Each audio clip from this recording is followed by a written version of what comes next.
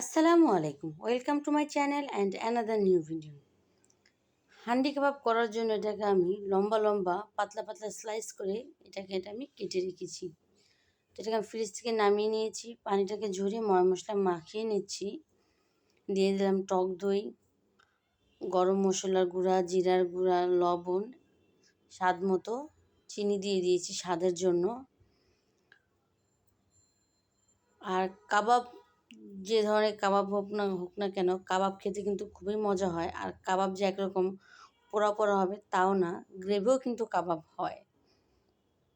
তো দিলাম ঝালের জন্য শুকনো মরিচের গুঁড়া, আর দিয়ে দিলাম হচ্ছে গিয়ে পরিমাণ 2 টেবিল চামচের মতন গুঁড়া দুধ। এখন এটাকে আমি ভালোভাবে মেখে নিচ্ছি। দিয়ে দিয়েছি গোটা গরম মশলা, আর এটাকে মাখিয়ে নিচ্ছি কারণ আমার হাতটা কেটে গেছে, যেমন চামচের সাহায্যে মাখিয়ে নিয়েছি। এখন আমি এটাকে পেঁয়াজ আর আলু একসঙ্গে বাদামি কালার করে ভেজে নেব।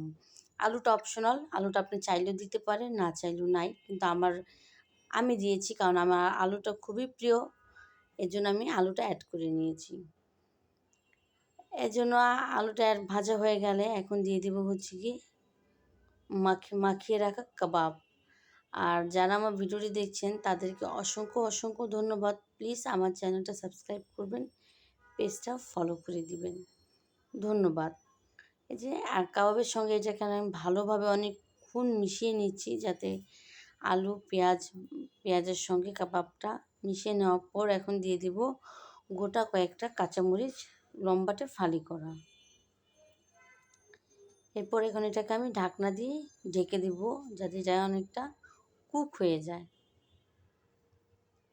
আর কাবাব খাওয়া যায় যে কোনো জিনিস দিয়ে, আর কাবাব খেতে কিন্তু খুবই মজা হয়। এটা সবারই পছন্দ, কম বেশি ছোট বড়।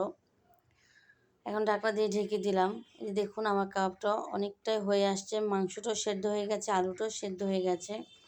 এখন এটা আমি তেলের সঙ্গে এটাকে আমি ভাজা ভাজা করব।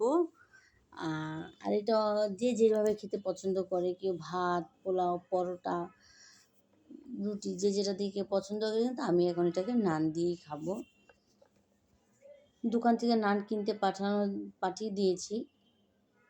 আর দেখুন অনেকটাই তেল উঠে গেছে যখন পানিটা শুকিয়ে আসছে। ধন্যবাদ সবাইকে।